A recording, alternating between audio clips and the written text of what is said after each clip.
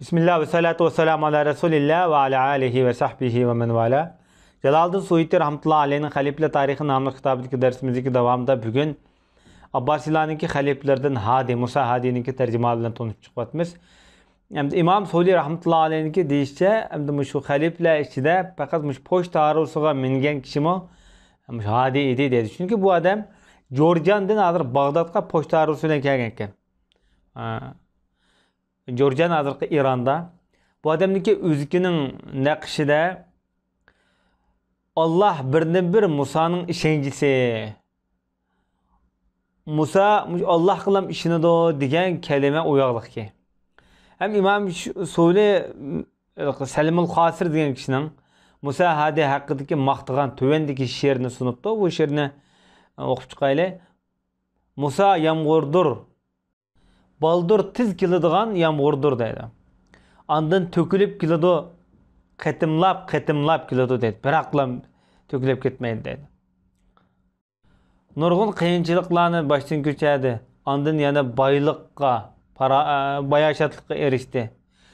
Nurgun qetim öz qudretlik bo'ldi. Yani güçlük bo'ldi deydi. Lekin yana başqalarni kechirdi. Bunun tarihi adil izleri mengü devam etken padişahdır. Yaxşılık, yamanlık, zəhrimi, qahrimi ba padişahdır dedi. İnsanların en yaxşısı Muzer kabilesinin tamçısı. Qarğan adamga tolun aydak. Kəgən, qışıq kəgən adamga yardımcı, türüktür.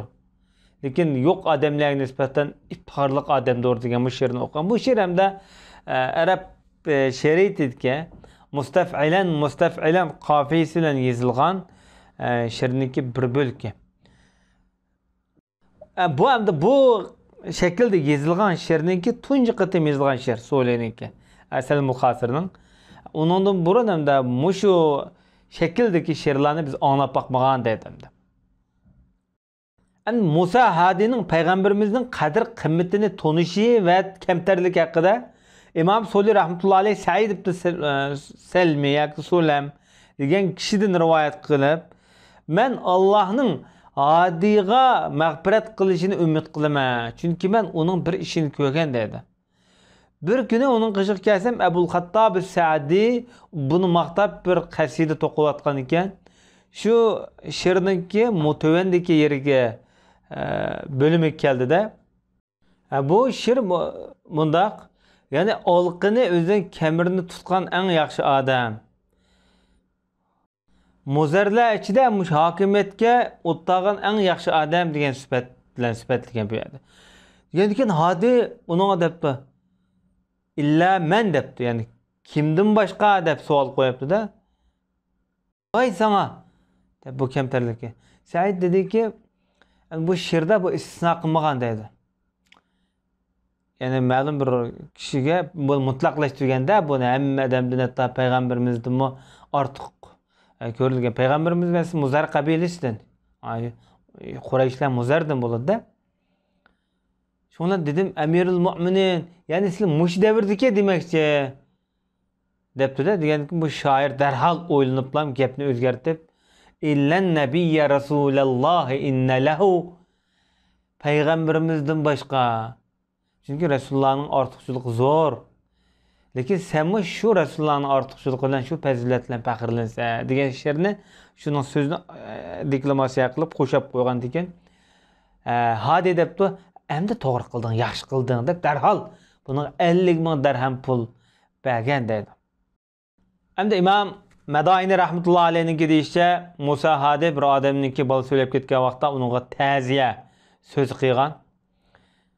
Bu ta'ziya sözde mundaq deganki. Hem de onun hayatlıkını xuşal kılıdı. Lekin o bir fitnedir, sınaqdır sana nispeten. Hayat bolsa. Lekin o ölük haleti seni gam qaygı salıdır. Ama o rahmet savapdır degan.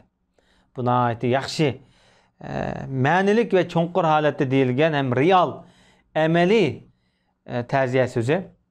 İmam Suli'ninki deyişte Selimul Khasir Musa Hadi hakkında hem tebrikname hem ta'ziyanameni aralashtirib bir so'zni qilgan.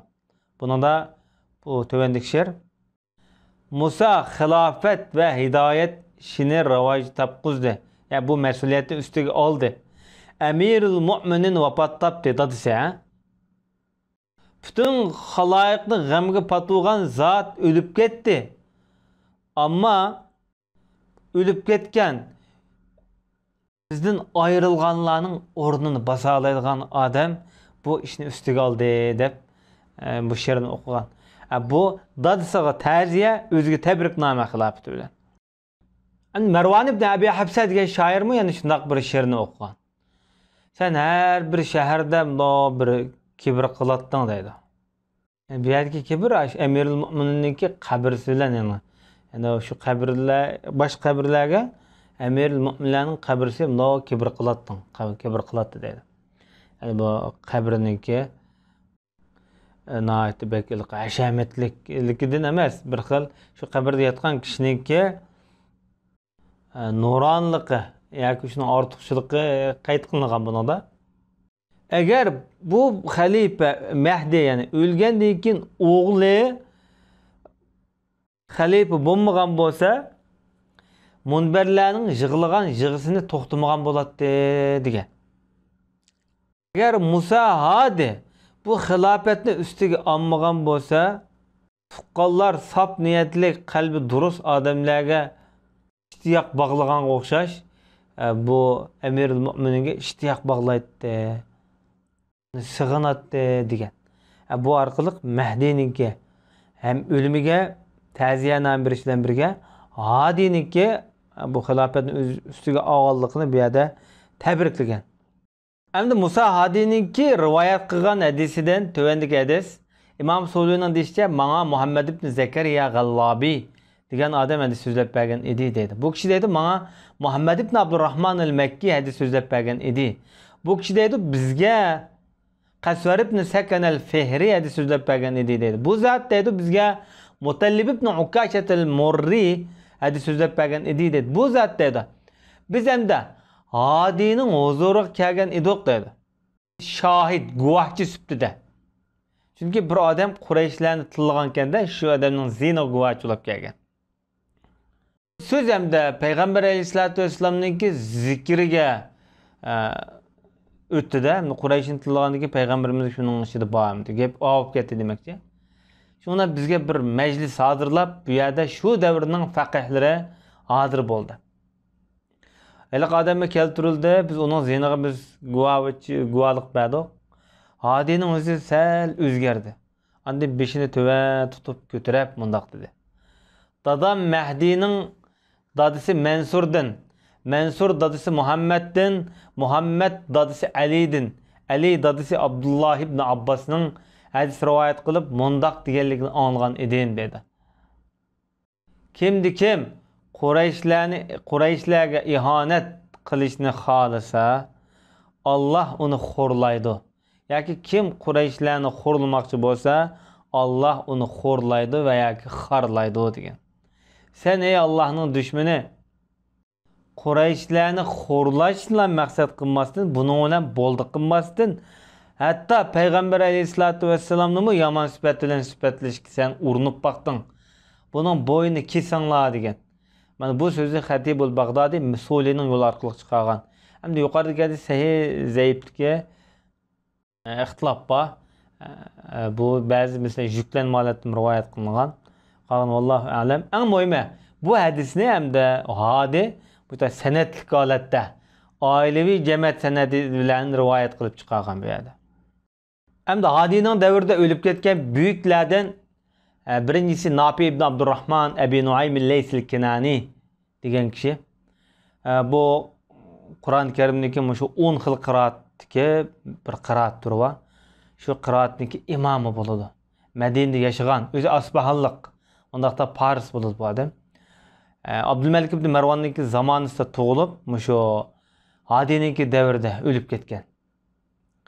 Madaniy deyishga sabab bu odamni Madinlik degan bo'ldi. Chunki Rasulullohning shahri bo'lgan Madinaga nisbat berilgan. Bu zot o'z zamonasiga mush arab til ilmi bilan Qur'on ilmida mutlaq imom sifatga erishgan. Duosi ijobat, nayt qo'rqadigan Xudodan olim zot ekan. O'zining yoralari bilan, do'stlari bilan adli sadda xushaqchaq yaşaydigan, axloq mijozi o'nliq bo'lgan, ammo rangi qaramto'l odam ekan to'q. Bu kishi Qur'oni Karimni mujavvat tartil holatida eng yaxshi o'rgangan shu ayni davrdagi tabiinlarda ham eng yaxshi ravishda maras qoldirib ketgan buyuklardan. Bu odamniki 250 shogirdi bor ekan to'q. Qur'onni mujavvatlik holatda payg'ambarimizdan, Jibril alayhisolatu vasallamdan, Allohdan sanatlik holatda hamda rivoyat qilinganda bu odam 250 shogirdni qoldirib ketgan ekan. Shu 250 shogirddan bugungi kun qadar shu davomlashib taqilib, bu Nafiy'niki qiroati butun islom dunyosi musulmon ellarda mashhur qiroatlarniki biriga aylangan. Endi bu İmam Nafiy'niki qiroati shu Varash rivoyati bilan Andalus, shu İspaniya tarafida ayni vaqtlarda hozirgi Marokash bu tarafda ko'p taralgan. Sababi nima degan vaqtida bu odam İmam Malik'ninki davrida yaşagan ekan. İmam Malik rahmetullohi alayh shu Nafi'da Qur'on o'qigan o'rgangan ekan. Nafi'ninki qiroati shaklida. Bu Nafi' bo'lsa İmam Malik'ninki Muvatta nomli kitobini o'qigan ekan. Qaranglar, ikkisi bir-biriga kibrlik, asad yo'q. Bir-biriga hurmatligan holatda. Biri ustoz, biri shogird. Şuna bu Mag'ribda Maliki mazhabniki mazhab ko'p taqalgan bo'lg'achqa, shu Nafi'ni ustozi va shogird qarab İmam Malikniki bu Nafi'niki qiroati ko'p taralgan. Boshqa İmam Malik rahmetullohi alayh bu qiroat ilmida butun kishilarning musulmonlarning imomi deb shundoq degan. Bu so'zmi masalan Nafi'ning qiroatiniki Varish rivoyati bilan Andalus, Mag'ribul Arabiy, Marokash tarafda tarqalishiga sabab bo'lgan bo'lishi mumkin. Jaloliddin Suyuti rahmetullohi alayh faqat shu davrda o'lib ketgan kishilardan Nafi'ni bayon qilib qo'yapti, lekin aslida ilova shaklda bu kitobni tahqiqlagan kishi bu davrda o'lib ketgan kishilardan bundan boshqa Husayn ibn Ali debdi. Bu zot bo'lsa Ali radhiyallohu anhuniki avlodlaridan bo'ladi. Husayn ibn Ali al-Abid nomi bilan mashhurda. Bu Ali radhiyallohu anhuniki Hasan degan o'g'ildan taralgan nasab bo'ladi bu kishi. Bu kishi 128-yil tug'ilib Hijriya 169 yoki 70 da shu Hadiniki davrida o'ltirilgan. O'ltirilgan vaqtda shu Zilhajji oyida o'ltirilgan ekan. Yani Fuh degan bir o'rinda. Fuh degan o'rin hozirgi Makkada Zohir deydigan bir o'rin bor. Shu Makkaga bir 6 kilometr atrofida shu o'rinda bo'lgan bir urush hamda bu cho'ng. Bu yerda shu oilaviy Ali radhiyallohu anhu jamoatniki ko'plarininki qabrisi bor bu yerda. Chunki bu zot bu yerda o'ltirilishining sababi hamda Abbosiylarga qarshi shu yerda siyosiy harakat qo'zg'ag'achqa shuni shu yerda o'ltirilgan, shu yerda dafn qilingan deyildi. Yana bir mashhurlardan Rabi' ibn Yunus al-Umavi degan kishi. Bu odam shu davrdagi Abbosiylarniki vazir ekan. Ham hojiblik unvoniga erishgan odam ekan shu vaqtida. Chunki bu odam Xalifa Mansurning, Abu Ja'far al-Mansurninki davrida hojib bo'lgan. Ondan keyindan vazirlik maqomi bilan yashagan. Shu davrniki eng aqlli, zakiylardan, ilg'or odamlardan shu davrda. Muhammad ibn Muslim degan kishi, bu kishi Abu Said Muaddib degan nom bilan mashhur. Bu kishi shu Abu Ja'far al-Mansurning o'g'li Mahdi bilan bir qurdosh cho'ng bo'lgan ekan. Bu podshoh oilasiniki nurg'un bu aile tarbiyasiga, bola tarbiya ishlariga asas qo'shgan odam ekan. Bu kishi Musoniki davrida shu Rusafa, ya'ni shu Bag'dodda shu yerda o'lib ketganlik qayd qilingan. O'zi ishonchlik hadis rivoyat qilgan ulamolardan sanaladi. Masalan, Sulaymon ibn A'mash deymiz, Sulaymon ibn Mihron al-A'mash qatorliq kishilar shu zotlardan ham hadis rivoyat qilganligi qayd qilingan. Yana bir kishi hamda Hasan ibn Muhammad ibn Ali degan kishi, ya'ni Muhammad ibn Hanafi degan bir inqilobda o'ltirilgan bir kishiniki o'g'li. Bu kishi o'z davridagi hadis rivoyat qilgan faqih ulamolardan, ham Ali ibn Abu Talibninki navrlaridan bo'ldi-da, bu Rasulullohning oyat tavobatida tushgan kishi. Bu adamniki İrca namlıq bir kitabı var. Yani Murci degan bo'ldi. Bu Murci aqidasidagi kitap emas. Bu kishi bu kitobni yozishniki sababi hamda shu siyosiy ayni davrdagi hodisalarga qarata bir baho berib, bir qism Sabiyya jamoatidagi mesela Abdullah ibn Saba degan bir Yahudi oilasidan kelib chiqqan bir yolg'on musulmon bor.